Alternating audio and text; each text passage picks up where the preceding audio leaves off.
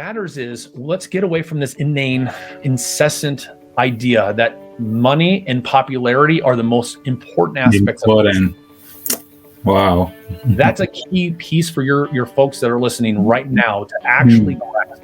Can you break away from chasing the byproducts? Because that's what money and popularity are. They're actually byproducts. They are not supposed to be the main focus. And can you revamp yourself and be willing to slow it down just enough so that you can actually become smoother in what you're doing and realize that when you yourself become optimized, when you face down any and everything that might in fact be an obstacle in your way, whether it's personal or professional or both, or it's an intimate thing inside you, whatever it might be, and you can do something about that and pull in the right resources that know how to challenge you in the right environments. Those very elements are a framework that actually accelerate someone of that caliber and that capacity towards those cool byproduct goals that they are looking to accomplish.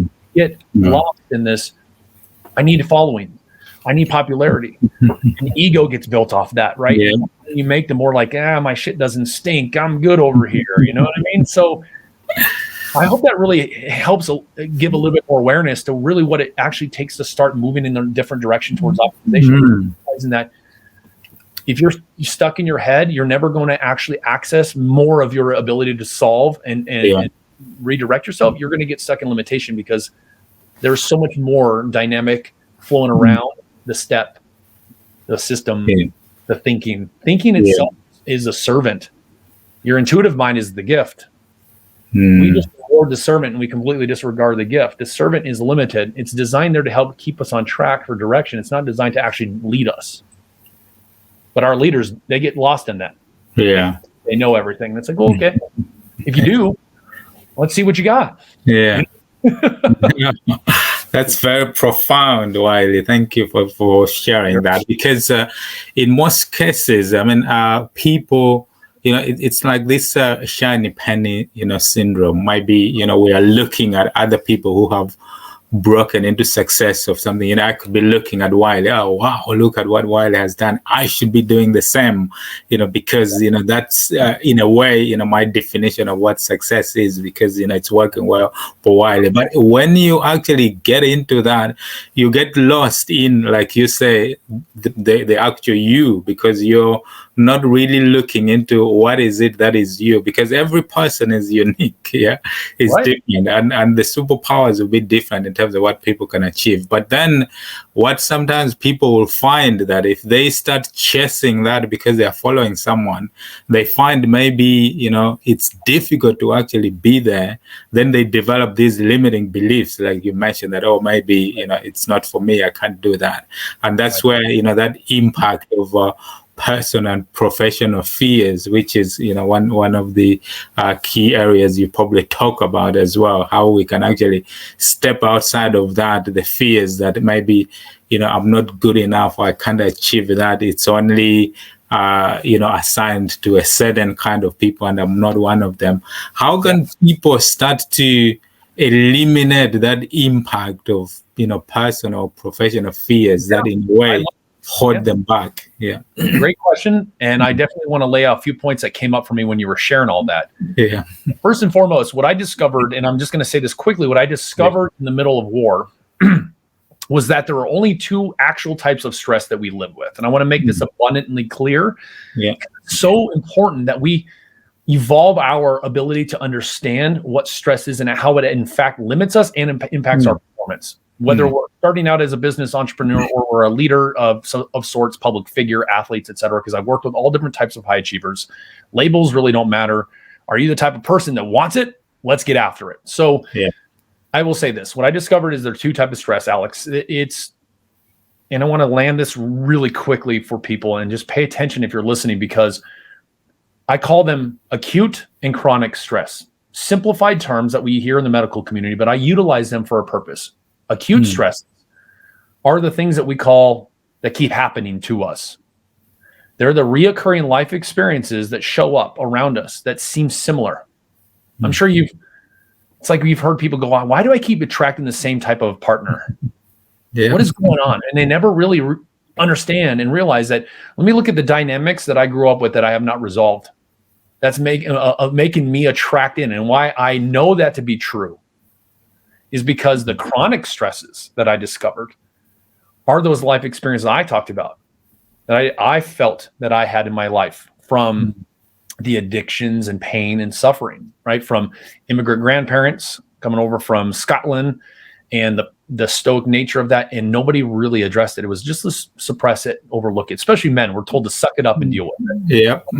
Suck it up and get over it already stress, that chronic stress. And I have a video that I threw on my LinkedIn page as well. It's 2 minutes long, and it kind of goes over that. It's a little whiteboard video that I talk about those acute and chronic stresses. But what I want to say here is, when you have acute stresses in your life, this is what we live with. That reoccurring stresses that keep happening to you, you have to understand that's because they are tied to those unresolved chronic stresses that you have not faced head on and eradicated. I'm going to say that again. You have not eradicated them, which is why you feel the way you feel, no matter how much you grind, how much you accumulate, how much you accomplish, no matter how much, quote, success you feel you've attained. There's always in the back of your mind, something's still missing. Why do I still feel unsatisfied, unfulfilled, and needing more? Why am I still trying to get more? Why do I need to scale my business? Why do I need to keep going after this? There's so much more to it than that.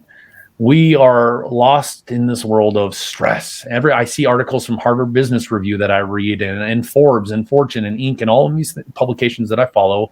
And then I've talked to some journalists that work there. And it's the same. They're trying to compartmentalize the understanding of these things. I saw the other day stress and how it impacts your leadership. Well, do you understand what stress really is? Because there's going to be, quote, normal, healthy stress, being a leader, being an entrepreneur, being a business owner, doctor, lawyer, etc., banker, whatever it is, CPA. You're going to have those normal parts, because when you're operating in this really fast-paced environment and you're working really high performance, moving out with a purpose, you're going to experience these normal feelings of like, whoo, that's going on over here. I got to handle this. I got to schedule. But when you are resolved at the core, those stresses you experience actually don't negatively impact you, and they hold you back. They give you a clear path every single moment of every day. So you know how to make the best decisions. You know how to take the right risks. You welcome in the right support. You're not afraid of something that challenges you. You don't push away something that seems a little different than what you're used to. You embrace what I call embrace the suck. And the military will tell you that. If you can embrace the suck instead of sucking it up, you'll see that your life transforms. So when I go back to what you said, is understanding those chronic stresses first and foremost and resolving them. And just to make sure I land this point, can you just reiterate that last part you even asked me? Because I want to make sure that we tie this together. Would you mind doing that for me? Yeah. So just looking at, how people can, reduce that impact of personal or professional fears. That's right. Yeah. Okay. So first and foremost, understanding the two types of stress, and then realizing that the only way you're going to resolve or eradicate those personal and professional fears is if you're willing to face what has stimulated or caused them in the first place. Yeah. Because they come from life's experiences, again, that do in fact create what I call undetectable patterns of doubt, fear, and cautiousness that are unconscious to us. We might think we know what's going on, but even the most powerful people still have those undetectable patterns. And what I'm able to see and what I'm able to do when I work with my leaders is it's in an intimate relationship with them. So I'm part of their life for a specific container period of time, a framework, if you will, that I lay out. I put them in the environments of that relationship where I can experience their life with them. And I'm able to see through their actions, through the results that they create, through their behaviors, what's going on in their dynamics, what's actually plaguing them, what still has not been, I would say, optimized. And it's then through those intense interpersonal challenges that I know how to provide them in those environments that really erupt it and eradicate it permanently, so that the result is just an accelerated level of performance. You just feel the slingshot that happens. And if you want to get through your personal and professional fears, you have to be willing to embrace the fact that there is something you have not addressed in your life, and you need to step towards resources that actually can challenge you the right way that matches your capacity or where you're at to perform, instead of just getting lost in the mundane nature of, hiring another coach for the next year and wasting a ton of time and money and never really feeling like you're getting anywhere. I met a tech guy in San Diego, not a tech guy. Yeah, a tech, I guess. So for a gas company, has 2,000 employees under him. And I remember him telling me, he's like, look, I've spent $50,000 per quarter per coach. I think I have 5 coaches on my staff that my people rotate through. And I'm saying you're dropping $250,000 a quarter and you're spending $1 million a year just in these coaches. And he goes, and my guys, when they come in, they say, I feel like I'm sitting next to a babysitter. These people don't even know really how to push me. And I feel like we're kind of just spinning our wheels here. And he's like, I don't know what to do about that.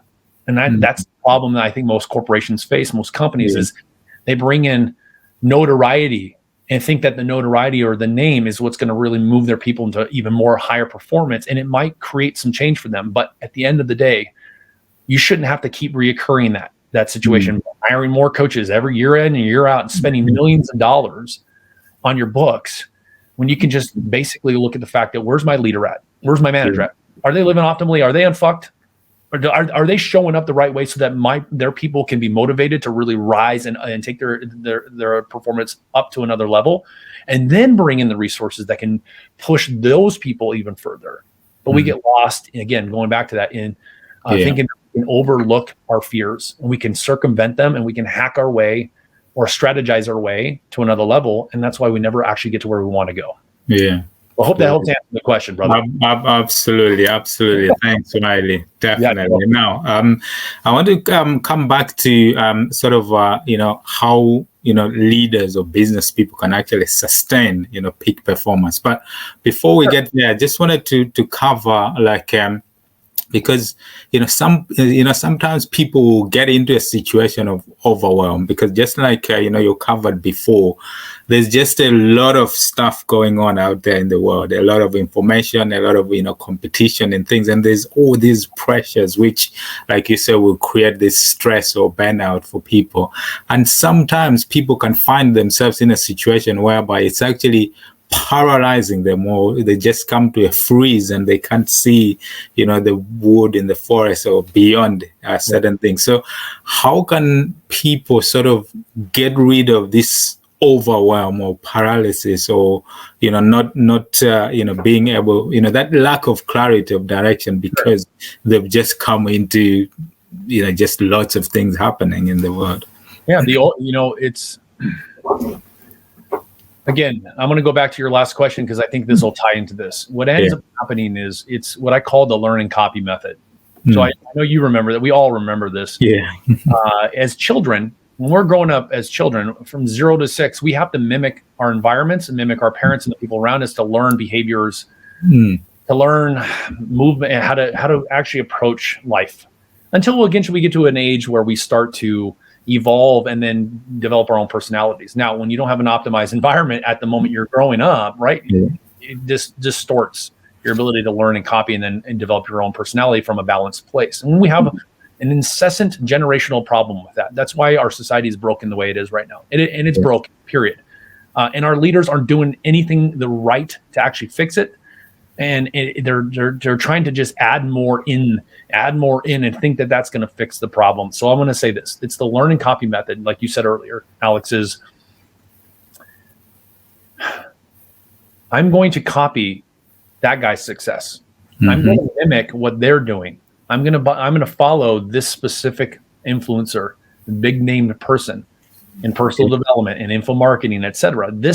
Look at what they've accomplished, and they're fast talking, sometimes narcissistic, and they have these like high powered like movements, and they have just a bunch of energy, and they're spitting at you, and you get excited and you get high on that excitement and that energy that they're transferring to you. And I call it transference. Yeah. They sell you on this bastardized marketing term, transformation. And that transformational word is utilized to get people to buy into stuff. And people go, this guy's going to transform my life. I'm going to buy into it. And it's a learning copy method. And I have a paper, if people want to actually read a more academic style paper I wrote. I spent 3 months writing this paper with all my philosophy and my notes over my years of experience working with high-powered leaders. It's on my website, timetoerupt.com. Will direct them right to wyliemcgraw.com. And at the bottom of the homepage, it's called Helping versus Optimizing. Why leaders are wasting their life chasing peak performance instead of mastering it. when you can read that paper, it's not that long of a read, and it describes in one of the sections the learn and copy method is where people get lost in that compartmentalized thinking. They want to try to be like that other person. That's what's going to take. I'm going to follow their surefire blueprint for success, their steps and systems, etc. And I've met these people that provide those out for the public, even leaders. And when you pull the curtain back, their lives are a complete mess. They have not really addressed. They've made a ton of money, they made a ton of notoriety, and then the rest of their life is in chaos. And that's why they bring me in, is to optimize that so that they can exponentially create better impact for the people that follow them. So if you're going to do that, look at the leader, look at the person you're looking up to, and really delve into whether or not, is this somebody I want to emulate? And then go from there. But what happens is when you're in this process of learn and copy, I'll just use that term for our conversational piece here, that's what causes you to burn out. The expectations that are put on you, that you put on yourself, you're trying to hold on to standards from a very stressed out place of operating. And your standards, you never actually get to meet because of the demand placed upon you by all of those around you, or those that you lead or that are leading you. Yeah. And that causes this frustration and this disconnect, and people end up burning out and they don't know what to do about it.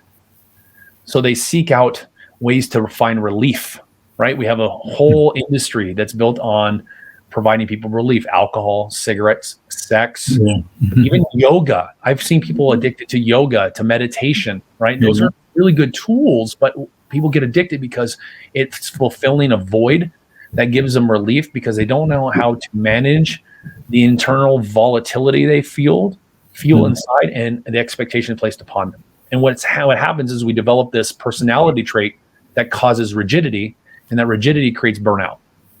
And then we crumble, and then we try to reinvent ourselves.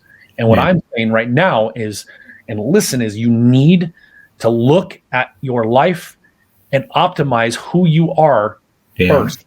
And now it doesn't mean you have to stop what you're doing, right? You can do that as you move.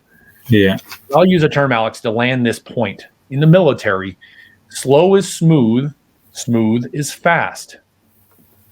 Say that again. Slow is smooth, smooth is fast. And what results from being that way? Fast becomes lethal. And what I mean by lethal is your performance accelerates, your results grow, your life transforms, you feel more fulfilled.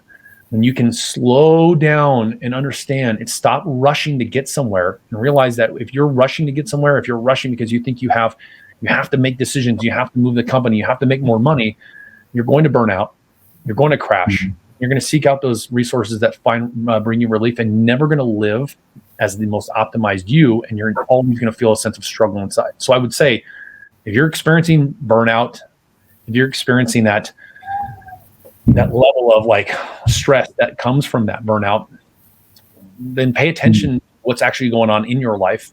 What kind of dynamics are you involved in? What kind of relationships do you have? Are you not looking at something? And give your ego a break for a minute. It's hard for leaders, man, especially set their egos down. You know what I mean? Like I had to like sit this director down at this hedge fund, and I basically almost, I would say metaphorically slapped him in the face, even though sometimes it might be necessary to shake him out of his rigid mindset that he's responsible for all the chaos. You are responsible for yours. If you don't fix that, you don't optimize that, you will be responsible for the team's dysfunction. And then we can focus on the team themselves as well. And that's why they went from being in the red, and we're on the verge of potentially losing their jobs, to being in the black next quarter, because we got to the core of what's really affecting their team's function. Why are they burned out? Why are they looking at the outside world volatility of the markets as the only way they measure performance? And shift that mindset, optimize who they are at the core, get them into a better level of performance together as a team, realize they're not islands, despite what they might have been taught in school. And realize that when you can face down those stresses, you'll watch the aspect of what you're doing become even more in the flow. Those questions for you. Brilliant. So essentially, from what you're saying, then, if we are looking to find out the inner person, like who we are, so essentially we need to have the mindset to be able to embrace that, we could be operating in an environment whereby we are doing things that are very different to what somebody else is doing. So, because part of the psychology about it, where people don't actually tend to go that way, is that whether it's a fear of being ridiculed or to look different to everyone else, because whatever the environment is doing, it's like, oh, maybe that's the in thing. But if I have a different mindset, a different way of thinking and doing, if I pursue that, I think, I'm just recalling in Viktor Frankl's, Man's Search for Meaning, where he's talking about his mindset and power, that it doesn't get moved with, what people are thinking or doing, because it's the one thing that people can take away from us. But we operate in an environment, whether there's other people, there's external factors as well, and we want to blend in a way. We don't want to be ridiculed or to look stupid or something. But by avoiding those kind of things, if we don't have the right mindset, we could, like you said, not being ourselves. So how can we